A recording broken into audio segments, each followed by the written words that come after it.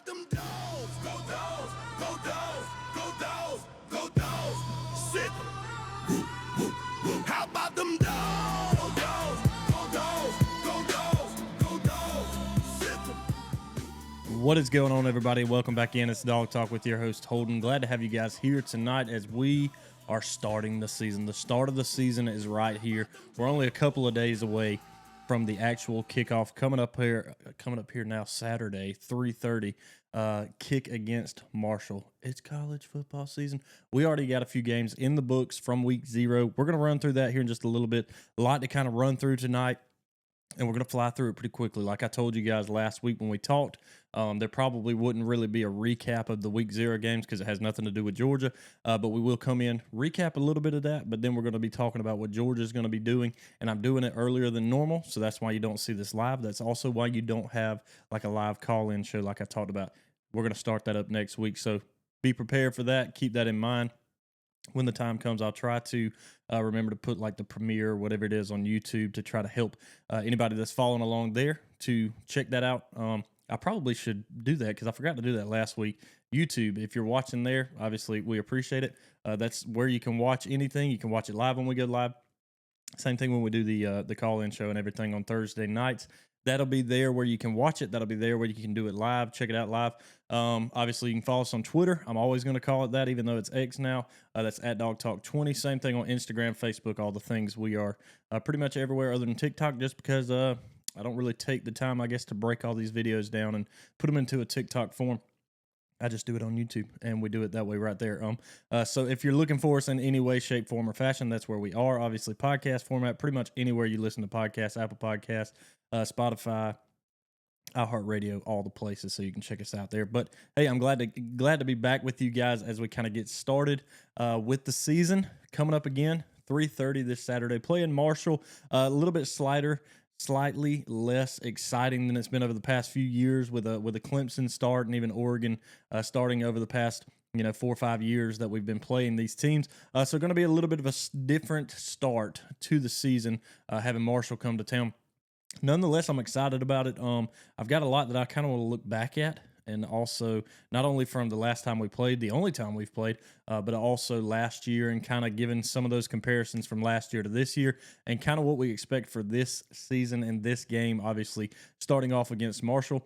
We've got a lot of other games that we're going to talk about outside of just Georgia because it is a huge opening weekend. Obviously, with Georgia not playing a Clemson, not playing an Oregon, we don't have the primary, spot as far as this game goes for the weekend. It matters to us a lot as Georgia fans. Obviously, it's your team playing. You're excited about that. But there's a lot of other big games that are going on as well. We're going to kind of touch on those too as we go through things. But a lot to get to. Excited again to have you guys here. If you guys are watching on YouTube, make sure you guys hit that thumbs up. And if you haven't subscribed already, go ahead and do that. I greatly appreciate it. Other than that, let's kind of dive into things. News and notes. Don't have a ton of notes. The last we really talked about was Georgia, or not Georgia, but the SEC moving forward to that SEC 9-game schedule that they'll move into next season in 2026. The only conversation that's really been happening since making their assumption of who are the permanent teams going to be? Who are those 3 teams that we're going to play year in and year out, no matter what? And there's been a lot of speculation to that as far as Georgia goes. Obviously, all teams, and a lot of what I've seen is Florida, Auburn on almost everybody's, and it's really that third one that people are trying to kind of figure out. What do we put in the place of the third one? Because Florida, Auburn, to me, that's a lock. You got 2 big rivalry games there that have been happening for a long time. What do you put in that third spot? I've seen a lot of people go with Kentucky. A lot of even the bigger heads, they've said the same thing. Maybe Kentucky's that lock. I've seen Kentucky. Let's see, South Carolina was another one that I saw come across. Honestly, personally, for me, I would really rather see Tennessee. I think that's been a good rivalry. Obviously, it's one that we've won for the past 7-8 years now. So that's an exciting one. Maybe you look at that and you say, is that really a rivalry if that's what's happening? Not really sure, but if it's me, Florida, Auburn, Tennessee, those are the 3 games I'd love to get to see year in and year out, and nothing changed about those. That would be exciting to me. Again, mainly just from a fan perspective of those are the games I want to see. Nothing against Kentucky. Every time we play in Lexington, it seems to be a close game, even though it shouldn't be. So that is a close game for sure. South Carolina, I mean, that's been a huge rivalry for a long time. That it's strange not seeing them on the schedule this year or last year. When obviously when we had our divisions and it was split and we're East, with them playing them every single season, it was really strange not to last year. And I don't know, how that'll work. Obviously, in the coming years, you'll have 4 years basically where you will have played everybody in the SEC. So we'll obviously see whoever it is that we don't get put in this at that point in time. But it's definitely different not having South Carolina on the schedule. Same thing for like a Vanderbilt. It's different not seeing them on the schedule every year, not having them last year, and again not this year. So those are just some interesting things. But if you guys are watching, hey, put it down in the bottom. Florida, Auburn, they're locks. Who would that third team be that you would want Georgia to play every single year? Again, Tennessee, South Carolina. Would it be in Alabama? Is that something that everybody would want to see every year? I think that would be fun to get to see every year, but I also wouldn't want to put some of the top teams, kind of playing each other each and every year to where there's the potential of that game happening 2 times in a season, barring the SEC championship when that time comes. Take, for instance, last year, obviously a Texas and a Georgia playing, and then they play for the SEC. And there's been times past also that Georgia and Alabama have played regular season and then turned around and played in the SEC championship too. So those are a couple of just things to maybe keep in mind there. But for me, I'm thinking Florida, Auburn, Tennessee. That would be the 3 that I'd love to see. More than likely, it's looking like it's probably going to be a Kentucky, South Carolina maybe. We'll see. Obviously, there's some time, I think, before this really gets set in stone. But I'll be interested to see who that third team is. But for sure, you got to keep Florida. You got to keep Auburn. I think those 2 teams are just staples in rivalry games against Georgia. So, again, throw it in the comments who you think that third team should be. As far as injuries go, when we start to dive into this preview of this Marshall game going, a little bit with O-line. Nobody, as far as starters go, seems to be injured, which is good. Again, knock on wood, did that last week. Same thing this week coming into it. It looks like really the only guy that's going to be out is Brett Thorson, obviously that being the busted knee that he had in the SEC championship game last year at the end of the season. So he'll be out. Obviously, we're going to have a different punter in the game because of that, but this is a good opportunity. Brett will be gone after this season anyway, so having another punter come in and being able to learn and obviously play in meaningful snaps, meaningful games is very important, to have that backup and have that depth. So that's really the only injury update that I have that I've seen so far. And again, we'll kind of continue to monitor some things as we dive into it and get a little bit further. One thing I did want to clear up from last week, and shout out to my guy Eric over at the Bulldog Report, because he pointed this out to me when we started talking about this 9-game scheduling system. And I think I was just going through the schedule and what I kind of felt like Georgia would be. I got a little mixed up in the Georgia Tech and Georgia Florida, because I know that this year Georgia is still playing, I think, normally at Jacksonville against Florida. But I think it's next season that it swaps to like Atlanta and Miami maybe, because of obviously the stadium renovations that are going on there. But it wasn't that game that they're changing the name of. I'm fairly certain it's the end of the season against Georgia Tech. I think that's the one that's actually being changed, and that game is being played in Atlanta, and then, which it's always been in Atlanta, but it's supposedly in the Benz instead of like at Georgia Tech Stadium, which is kind of strange to me, for Tech to not want to play in their own stadium. Don't really know why that is. I don't know the intricacies and why that is, what it is, and how they decided they wanted to do it. I don't mind it, but that's where the name change is. It's not the world's greatest outdoor cocktail party or the world's largest outdoor cocktail party. That's not what it is. So I kind of boogered that up last week. I started talking about it, and it wasn't until afterwards that I went, wait a minute, I don't think that's right. So I appreciate you, Eric, for straightening me up on that one, and I'll try to do better as I try to keep my memory and everything in lock as we go through it. But let's kind of start to get ready for this matchup this week. Again, Marshall coming in. Georgia has only played Marshall one other time, to my knowledge, and then kind of doing a little bit of research also, and that was in 2004 that Georgia started the season ranked really highly. They win this game 13-3, pretty close against a team in Marshall that you would think, just the name in general that Georgia should take care of. But that was the only time they've played. Georgia is 1-0 against Marshall, and that was it. Again, 13-3 in 2004. I want to look at some comparisons last season and this season. Again, Hard to do because last year's team is not this year's team. We've talked about this year in and year out. We're going to talk about it week in and week out. But until we get some, film on the ground, having games happen, we don't really have a lot to judge off of other than our expectations of what we think these guys are going to be coming in. But looking at who Marshall was and looking at who Georgia was last year, Georgia was 11-3 at the end of the season. Marshall was 10-3 at the end of the season. So this was not a bad football team coming out of the Sun Belt. Georgia's offense ranked 38th in the country, gaining, 31.5 points per game, compared to one place better in 37th was Marshall at 31.8 points per game. Defensively, Georgia was at least a little bit better, giving up 20.6 points per game. That's good enough for 23rd in the country. They were 23.1 points, and that's 42nd in the country. So Marshall, not a bad football team offensively last year, which, granted, when you look at that 37th and 38th rank there, Georgia wasn't necessarily a world beater on offense last year either. And that's one of the things we kind of talked about last week was what are our expectations coming into this. And one of the biggest ones for me was we have to be able to run the ball better. We have to be able to run better than we did last season because year in and year out, Georgia has been known for their run game. And that's something that we didn't really see last year as effectively as we should have. That's going to change this year. I believe in that. I think this running back room is going to change a lot of that. We talked about this a little bit last week. Nate Frazier, you got guys back there that are going to be able to run the rock, and I'm excited about that. Some of the numbers, just kind of looking back at last year, we averaged on offense 124, just over 124 yards per game. Not even quite 2 touchdowns per game on the ground. Not really what Georgia's football is usually looking like. I should have asked Eric before this and just said, hey, give me some stats on some kind of running history for Georgia, because obviously Georgia's running back room over the last 10, 15, 20 years has been elite. And what Georgia is known for outside of linebacker in my opinion, at least, look at the last 10 years, is that running back room. And the teams that Georgia has played not having quite that same depth at running back. And Georgia, to me, not saying they're the first. I'm sure there's plenty of people that'll come out and say, hey, you're an idiot. You don't know what you're talking about.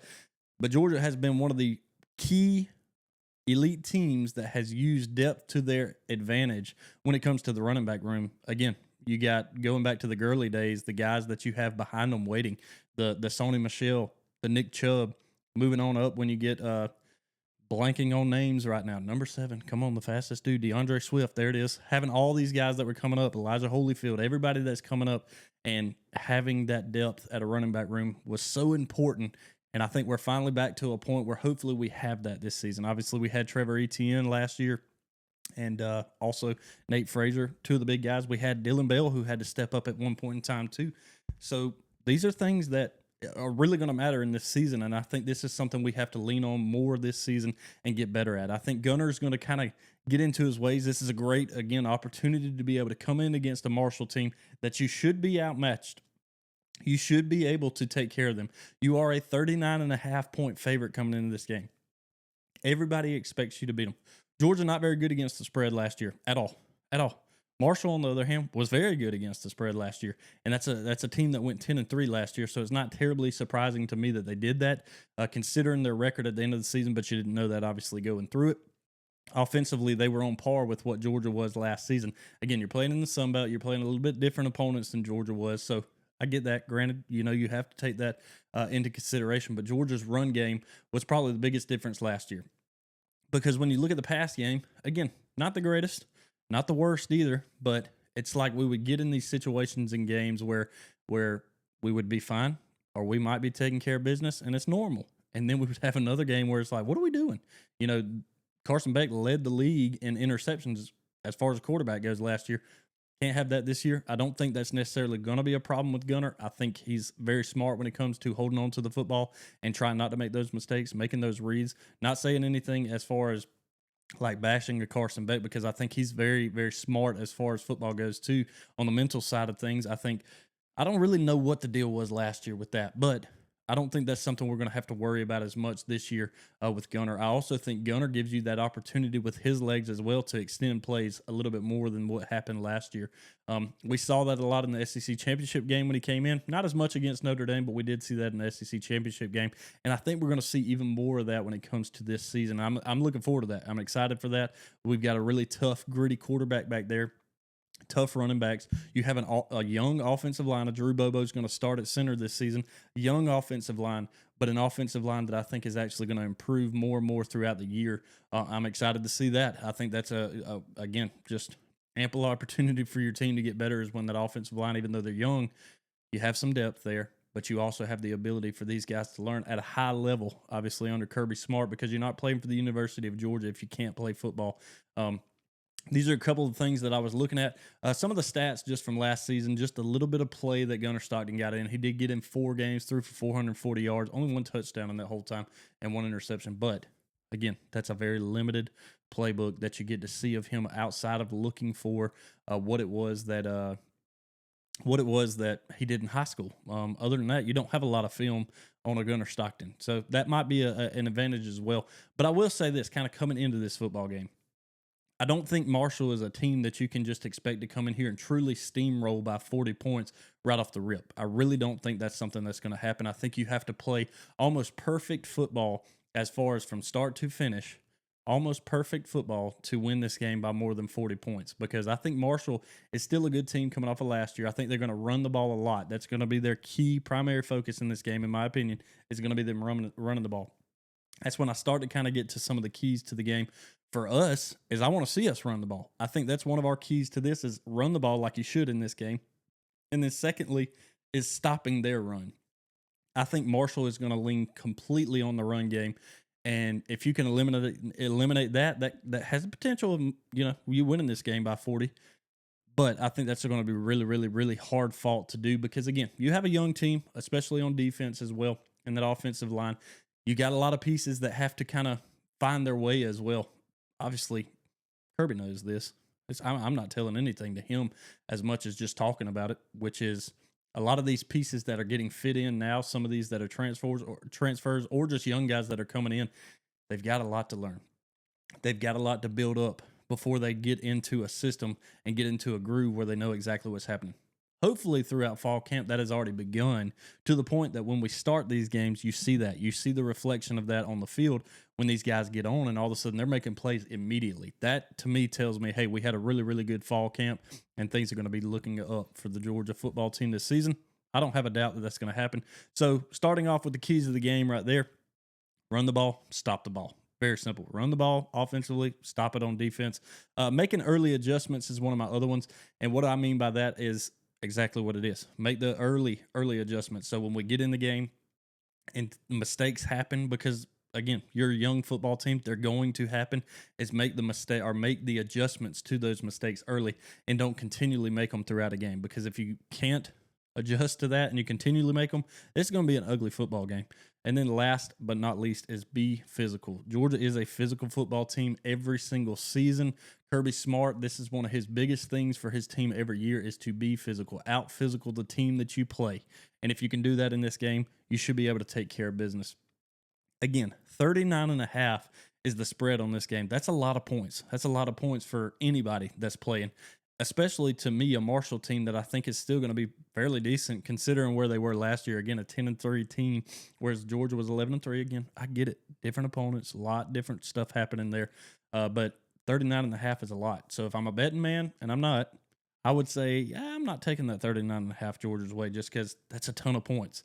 Over-under on it's 55.5. Again, that's a lot of points as well there. But my score prediction on it, just real quick. Again, I'm kind of running through things fairly quickly. Got a lot going on this week. It's a long weekend before we get out of here. But the score prediction for me on this one is 38-17 Georgia's way. I think Georgia kind of pulls away a little bit later, but not necessarily that it's a close game early. I think Georgia takes care of business, but maybe a late score there to make it 38-17 off of maybe like a 38-10. They score late in this game and make it 38-17. Look a little bit better, at least on the scoreboard.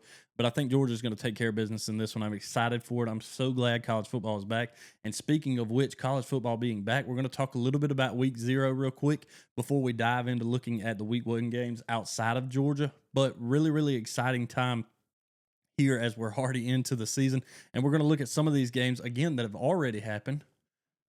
Let me try to turn this TV off over here. I just don't want it. I can see it's apparently shining off the back here off the light. Anyways, back to what I was trying to get into. Now that we've started the season, there's some big games happening this weekend, and they're all weekend long.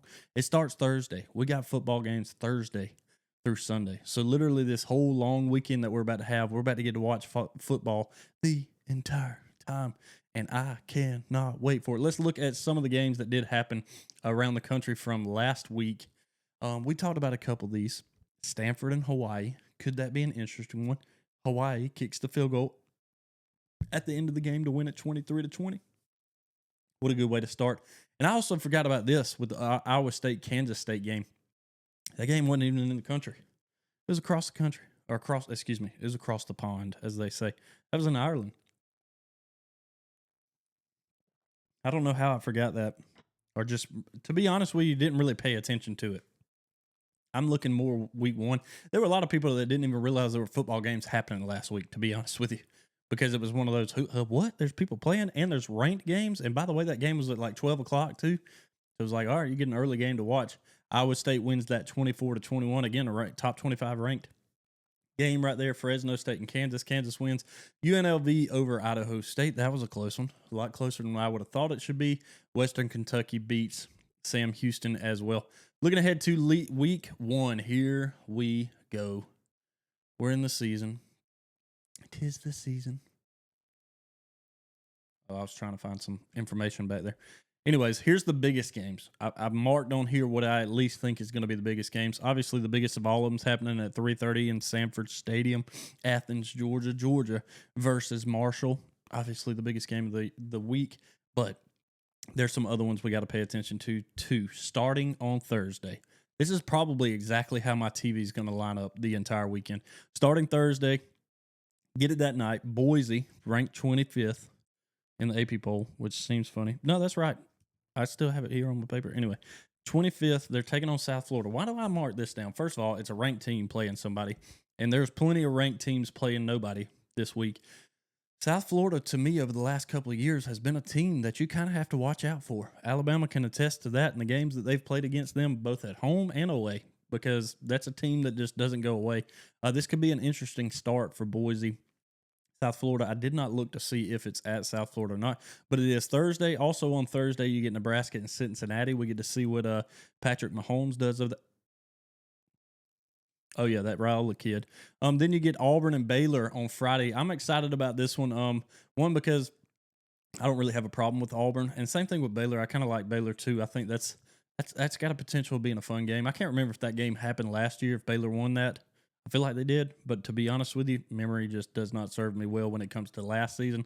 A lot going on last year. That's one of our Friday games. Another Friday game that I think will be good is Georgia Tech and Colorado. Interesting to see what Colorado brings back into this season. Also interesting to see what Georgia Tech looks like starting the season. Obviously, we're going to have them at the end of the season. Then we get into our Saturday slate. Again, I'm kind of running through how I'm watching this. He got Syracuse at number 24, Tennessee. I think that's going to be a pretty good one there. Syracuse, nothing to sleep on. Obviously, Fran Brown over there, friend of the Georgia football team in the past. And then you just got Tennessee in the SEC. So could be an interesting one. Don't sleep on Syracuse coming into this game against Tennessee to start. Tennessee's got a lot to figure out there. So good one to kind of watch. Obviously, the biggest one I'll get to here in just a minute. But you do have number 8, Alabama, traveling to FSU to start.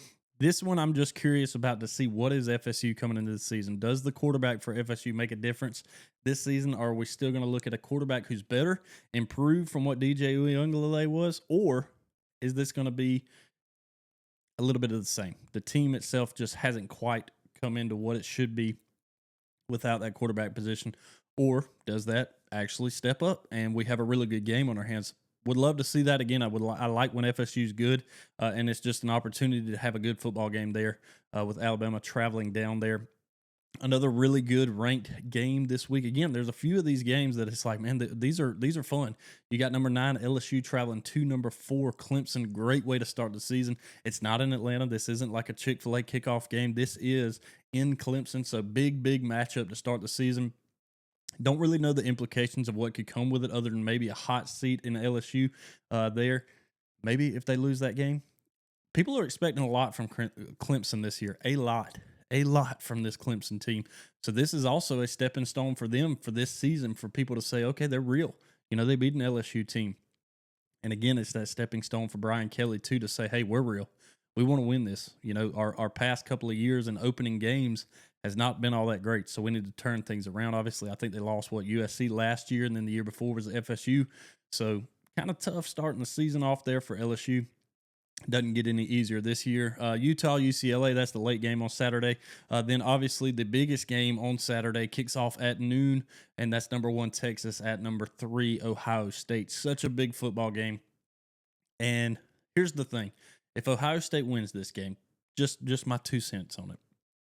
If Ohio State wins this game, there's not really a loss for Texas in this, other than obviously they would lose. But if Ohio State wins it, okay, they're the defending national champs. They are still the number 1 team in the country. Move them back up to that first spot where they probably should start the season anyway. And then Texas, this is where they don't really get the loss because, first of all, it's first game of the season. 2 of the top teams in the country, premier teams by themselves, going head-to-head at the start of the season will not matter by the end of the season unless they're losing multiple games, which I don't really expect to happen. But if they lose, well, then they can say, okay, well, it was the defending national champions. And second of all, we're starting with Arch Manning. We're trying to get him in our system, get him learning. This is his first true start, especially on a road in an atmosphere like an Ohio State.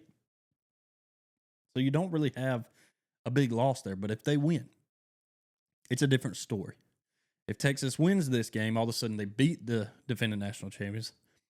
And you talk about a just motivational like piece to use and a stepping stone for you to say, Arch Manning just beat Ohio State at Ohio State, defending national champions. All of a sudden, everything flips on its side, and they use everything that they would have used if they lost to say, oh, it's okay, we're figuring this out, to now say, oh, we got it figured out, and we're taking care of business this season.